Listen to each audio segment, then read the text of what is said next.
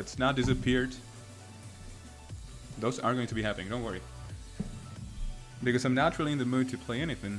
There was a discussion recently in the Czech Anime Discord about pressure. And I feel like whenever I watch a lot of players play, a lot of inexperienced players, especially in anime, I feel like they often have issues with pressure itself. Especially when it comes to opening people up when, for example, I'm gonna turn on, what sort of a game? Not enough gaps, exactly. I'm gonna put on Guilty Gear. Play.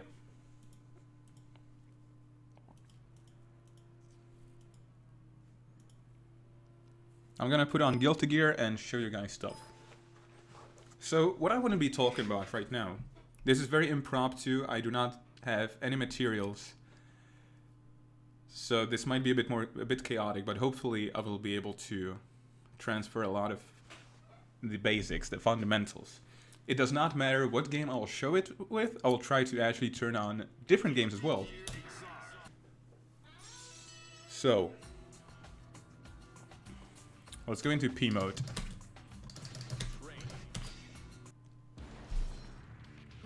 Let me put in Johnny. And I'll do it, let's Sol. He's fine. Sol is fine. So, if you guys, especially if you play Street Fighter, this is a gap that people fall into when they play Street Fighter so often. Okay, let me put away some of the displays. We do not need damage, we do not need enemy state is fine, input history we do not need, virtual stick we do not need as well. So, thing is, so imagine that you play, let's say, King of Fighters or Street Fighter. If you have experience with those games. If you do not, then imagine you play any sort of a game. It's usually very easy to understand pressure when your opponent has a DP, has some sort of a reversal. If you play a 3D game, then it's not a DP, it's, for example, a high crush. The fact that they have access to this changes everything, and it's very easy to understand. So, for example, let's say that you would be playing against Sol. What you would often do is you would do something like this and just block, or you would just push him away. You would just try not to overextend because you're trying to bait that DP. That is the overextension that you're expecting. That's what they can do. So you need to play around the DP. If you do not, you're mostly likely going to die. And if you do play it, you bait it out, you get a big fat punish. So you do this, Sol would just DP right now, and he would die. So that's good. It's really easy to understand, right? So, once you play against a character who does not have a DP, it makes sense that you have access to more pressure, that you can be more oppressive, that you can do a lot of more things. Now the thing is, that because they do not have a DP, they're more likely to just sit there and block. They're just going to hold it down back. And now, for example, let's say that you play Johnny. Let me get level 3. What you will see that's really scary about Johnny is that he's going to do something like this. Like, it does not even matter what I do, I just do a lot of pressure right now. Like that's scary. But now imagine that you do this. Why does the player get hit? What is the reason for the player to get hit? Like if you do all these things. Like this would work, but if you do just something like this. Like it's scary. It's a lot of frame traps there. Why would they get hit? Do they have any reason to get hit? The only reason there, the only incentive you're giving them is very specifically in this game, being the guard gauge. But do they have any reason not to just do this? And you're gone. Just like that. It did cost them meter, but you're gone. They don't have a lot of space, and they did not get hit. So one of the things you definitely always want to do in pressure is think, why would they get hit? If I do this, why would they even get hit? What can I do to make them get hit? So, for example, in this case, I'm not even going to go into throws. They would easily get hit because they want to push me away. Because, for example, if I get button settings, record, I can put it here. Because they want to counterpoke. They want to push you away. They want to do this. They want to press a button and make sure that you get away. But if you're in their face like this, why would they press it when they know they're going to die? So one of the things in pressure, which a lot of new players have issues with, is doing something like this. Putting in a huge delay.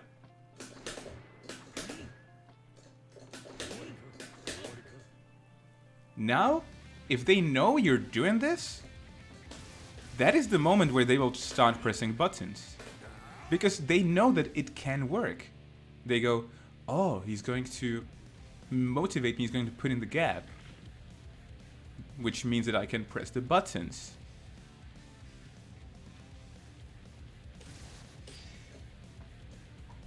This will change everything.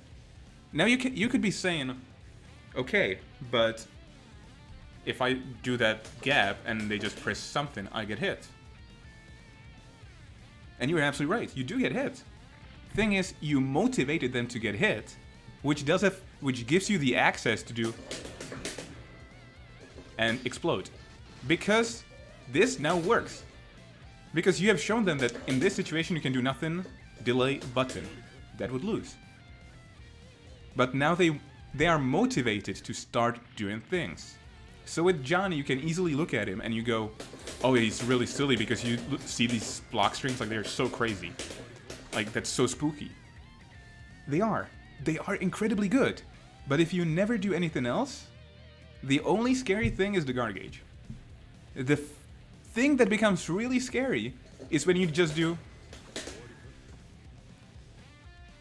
this. Because now the player is not going to be just sitting there.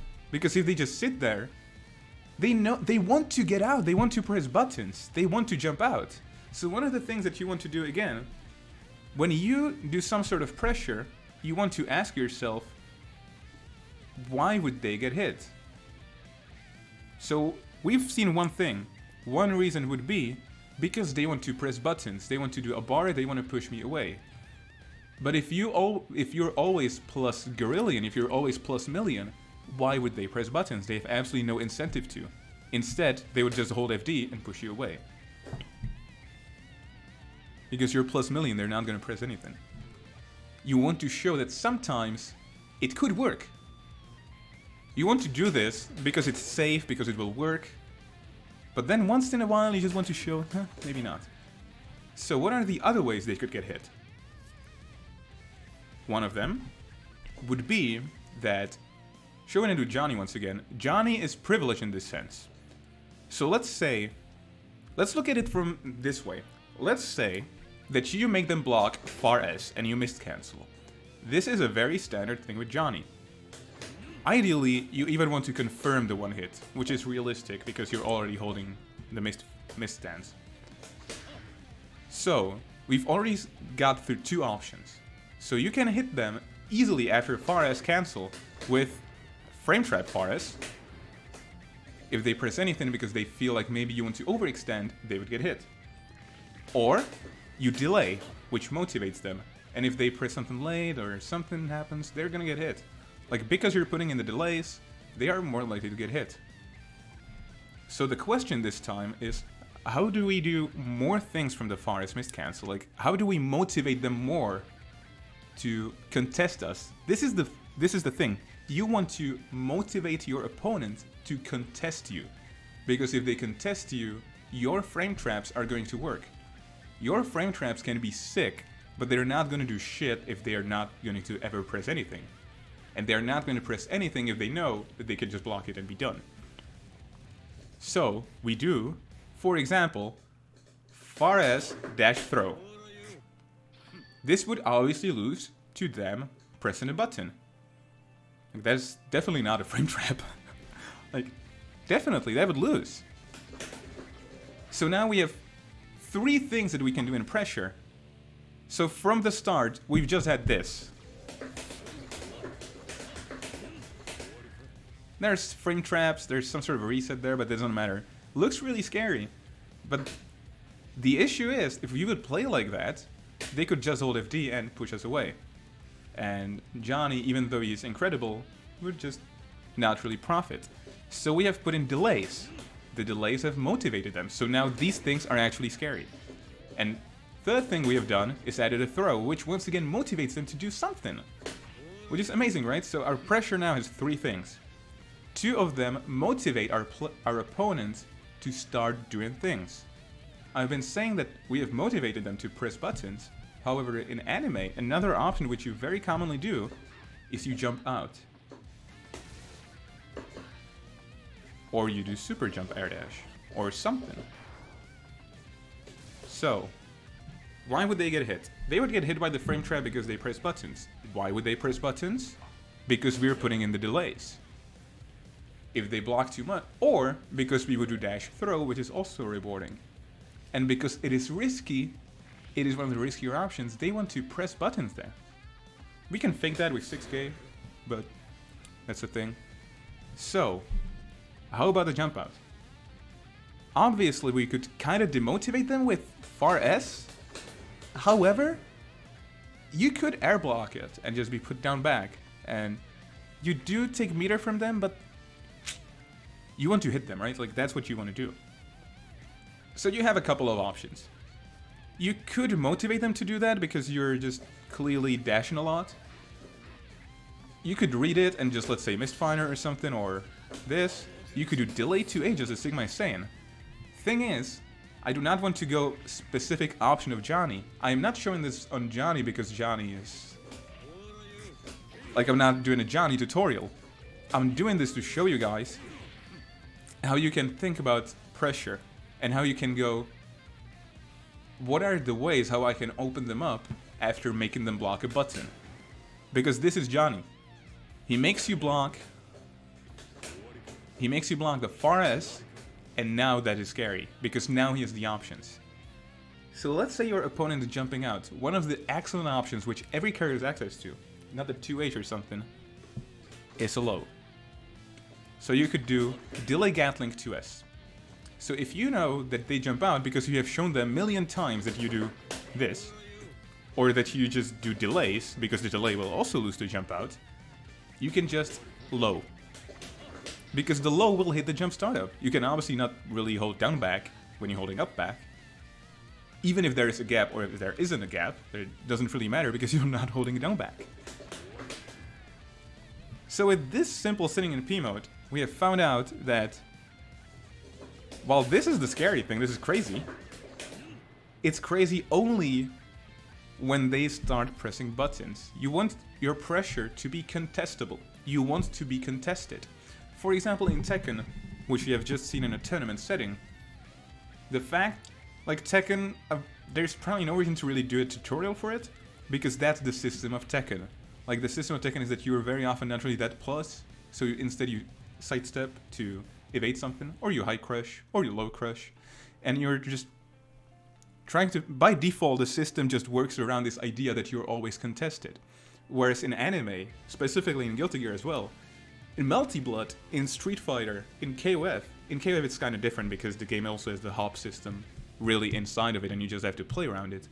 But in games like this, with a slightly more abstract pressure, like Guilty Gear, Multi-Blood and such, Street Fighter as well, you need to figure out how to motivate your opponent to contest you, because then you finally get access to things. And the game does not really have low crush, mid crush, high crush, or sidestep and such. Exactly, Uni as well. So, you need to motivate your opponent to press buttons. You want to be contestable. It can look that when you're not contestable, nothing really matters, and you're going to open them up, but you want to ask yourself, why would I open them up? Like, when you go into P mode the next time you play someone, or you play someone and they keep blocking you, ask yourself, is that really, like, can they just do that? If they can, then likely you can just keep pressing buttons and that's fine. But you should always go, I forced them to block, that's a good thing. in anime especially, if you force someone to block, you can kill them. Like, Guilty Gear especially. Blocking can result in death. Like, you can open them up somehow. You just want to figure out how. Second thing that I wanted to talk about before I show this with other characters in different games is the concept. Okay, so I told you about the concept of gaps and that you want to introduce gaps into your pressure. You want to be contestable. The reason why I was talking about DPs at the start is that this, you think about this immediately with DPs because you want to bait something and then punish them. Thing is, DPs, you can press them when there's any gap.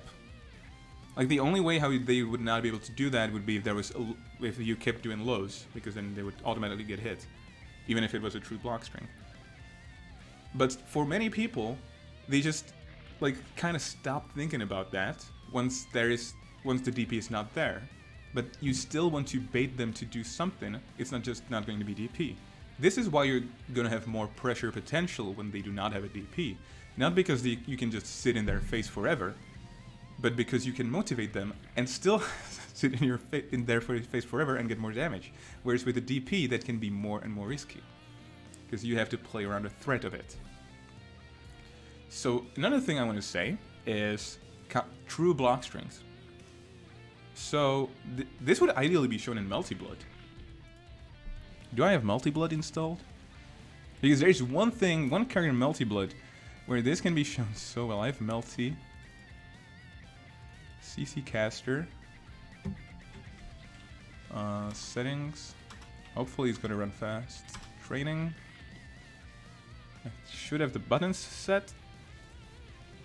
I turn off Guilty Gear and then I turn down again. It's fine. Do I have it set on stream? I do not. So game capture, Melty. The name is already used. What? Why do I not have it?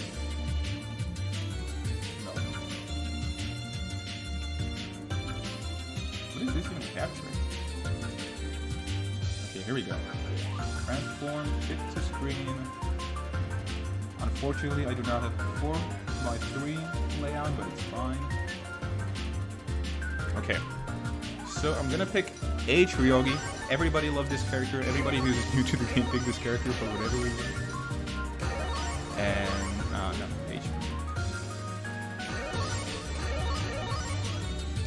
Weekly is prettier. Okay. What I want to show you guys is how bad a true block string can be. So I was showing on Guilty Gear that you want to ask yourself, why would they get hit? So let me do enemy settings, enemy defense, all guard.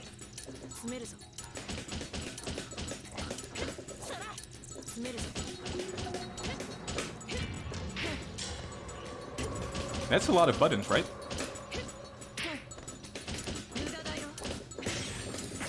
Guard break, nice. They wouldn't get hit because of a guard break. Like, I could do this, and very likely you would go, it's a lot of buttons. But I already told you guys, ask yourself, why would they get hit? The reason is they shouldn't. The only way they would get hit is if they hold up back to jump out, but they don't have any reason to do that. They have no reason whatsoever to even try to jump out because it's gonna end. If they mash buttons, this is probably a true block string. If it is a true block string, they're not gonna get hit by default. Even if they mash buttons, they're not gonna get hit. The only way in a true block string they would get hit is if they have something else than a down back during low, or did not block the overhead. Like, that's the only thing, the only reason why they would get hit. There's a lot of lows here, but they don't have a reason not to ever not block low. So, and this would work in Unis as well, what we're gonna do is this. Something like this. Now they know that we are putting in the gaps. Now they have a reason to press buttons, now they have a reason to try to jump out, now they have a reason to do something. And if we do this again, it might even actually work. Even though it's a true block string, it might actually work because of the lows. If they press buttons, not holding down back, then that's it. But it's still probably not gonna work. So in Multi-Blood, what you can do instead is you can delay things severely.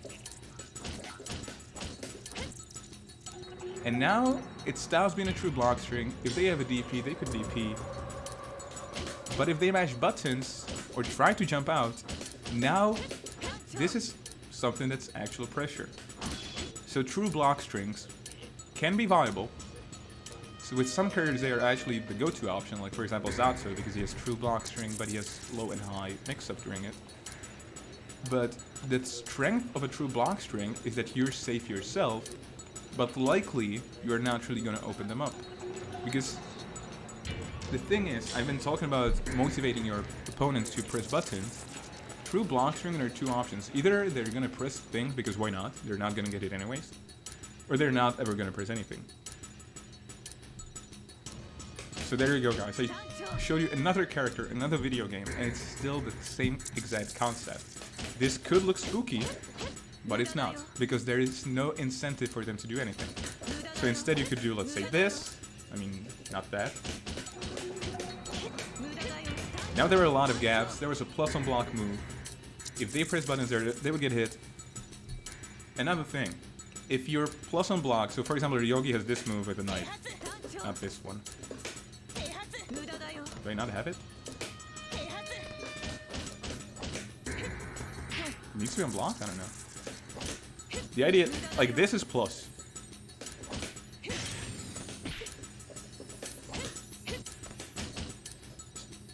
So, you would always go 2A, right? And you would do it until they get hit. Once again, why would they get hit by the 2A? Either they jump out, or they're pressing buttons. Those are the two only reasons why they would get hit. If they're never getting hit afterwards, what do you do? How do you motivate them to start doing things? How do you do them the incentive? First option, it's still going to be the same answer.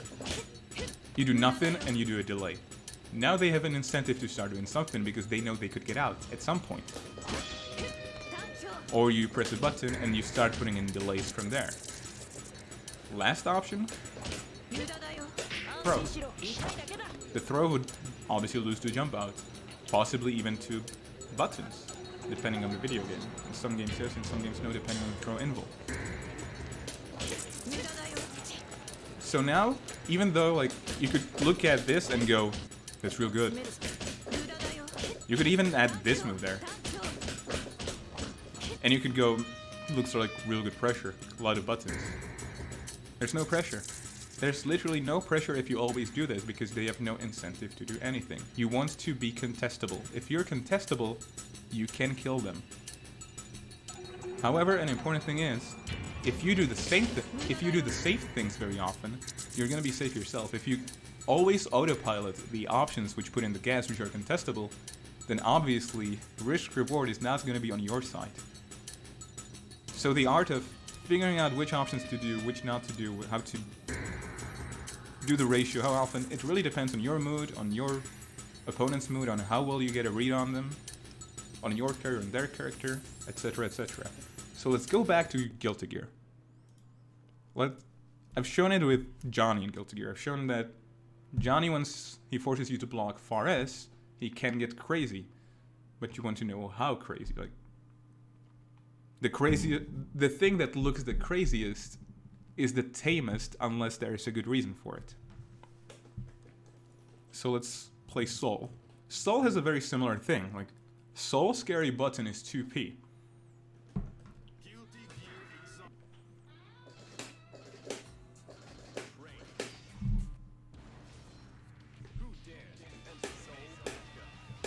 And just so that there's someone else, I'm gonna put in Kai.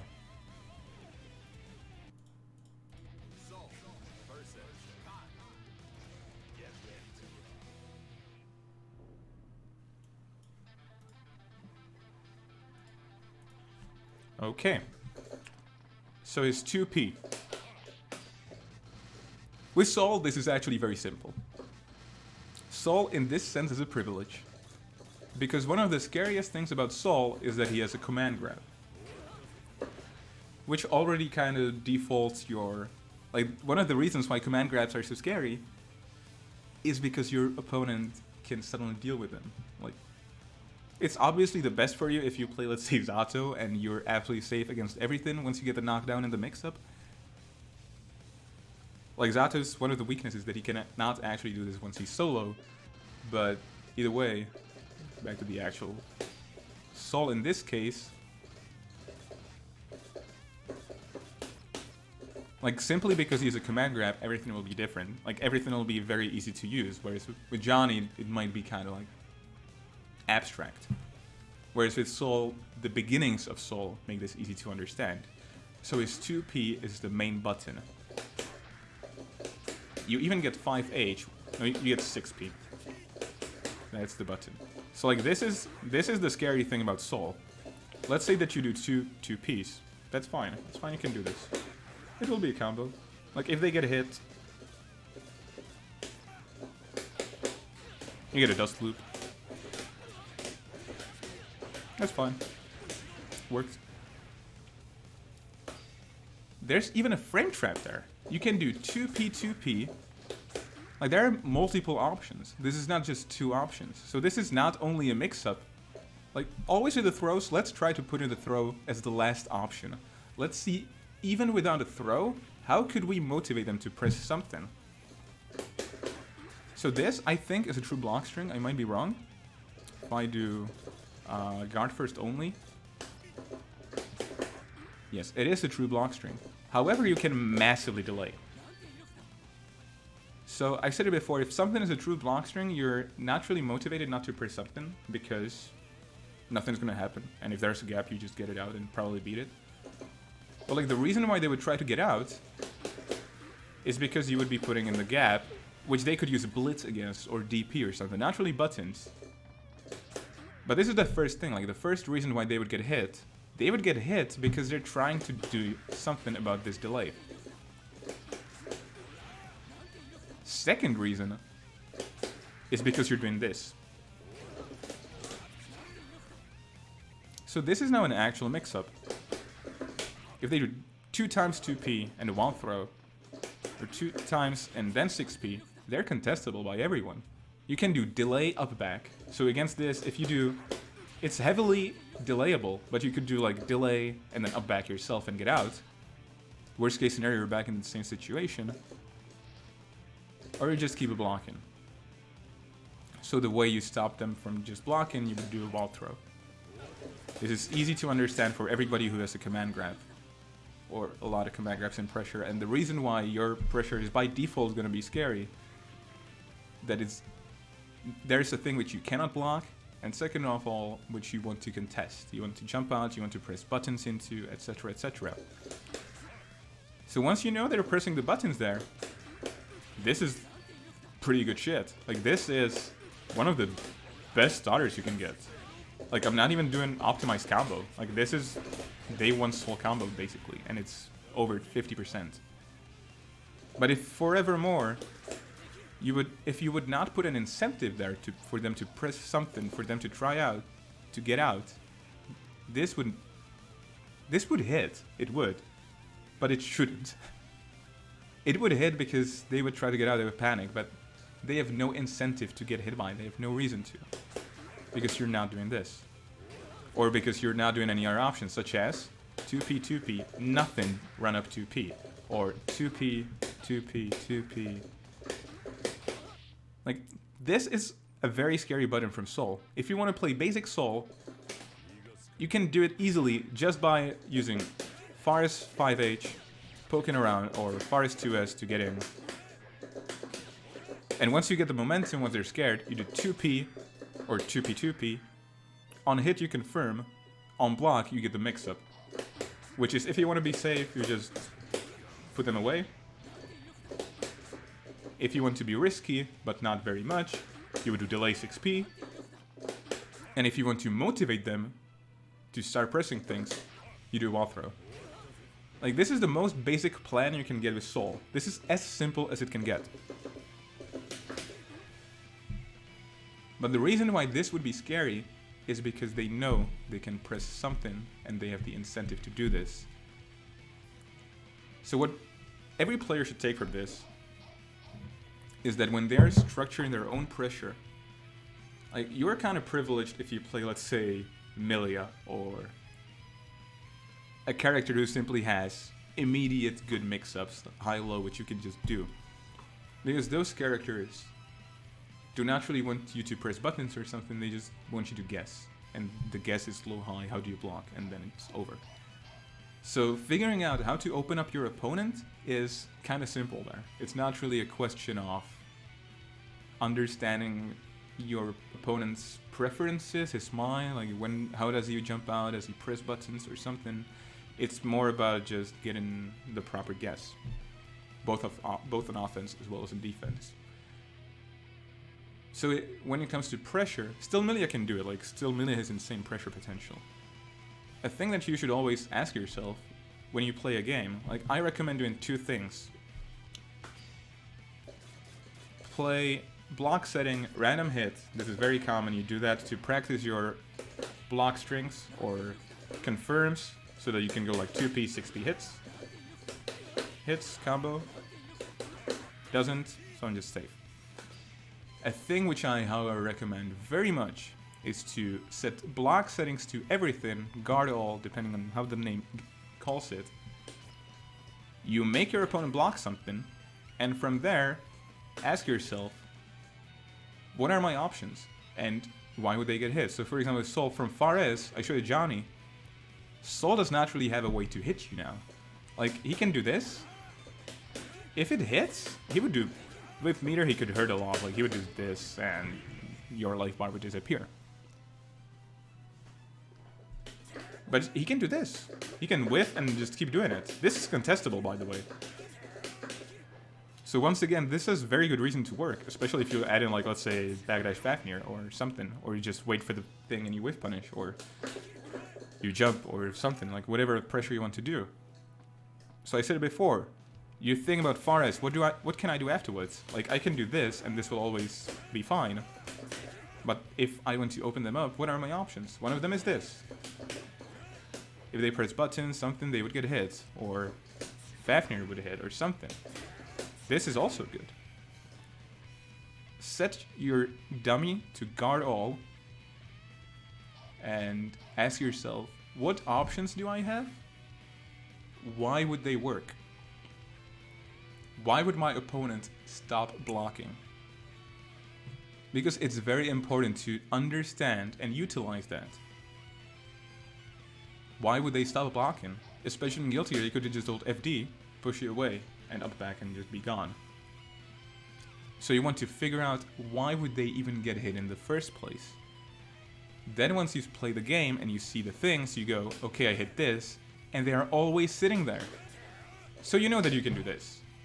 But a thing which you should understand is not only that you have found a way how to hit the wild throw, you should continue up and you go, which means that right now, this could stop working because they have a reason to jump out. They have a reason to stop holding back.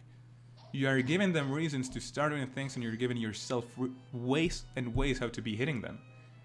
And if you're asking yourself, but if I'm too contestable, don't I die? Then stop the risky things. Then just do this, and if you know they're jumping out, just wait an M-tier or air throw or whatever. I think that's it. The essence of pressure, one of the most important things in pressure, is to put in gaps and to make your opponent want to contest them, to just press buttons. If you forever do frame traps, they can be cool as hell. They can be the scariest looking frame traps. They can go into huge damage. But why would they work if your opponent is not pressing buttons? And if your opponent has no reason whatsoever to press the buttons? It is fine. Like, this is also another thing, like, very often people will go, this happens especially on lower levels, in pretty much every game. You're pressing buttons when your opponent is +3? You must be an idiot. And then you watch a top level play, and the opponent is +6, and they'll just press buttons. Because their guess is that the other player will go, well, I'm +6, they're not pressing anything, right? So I'm going to put in the delay. They have shown that they're doing that, and that's their read. That's what they guess at the moment. And then they die. So, there you go, guys. Never try to think about it as, if I'm +6, then they cannot press buttons. You actually do want them to press the buttons, because otherwise your +6 don't mean anything.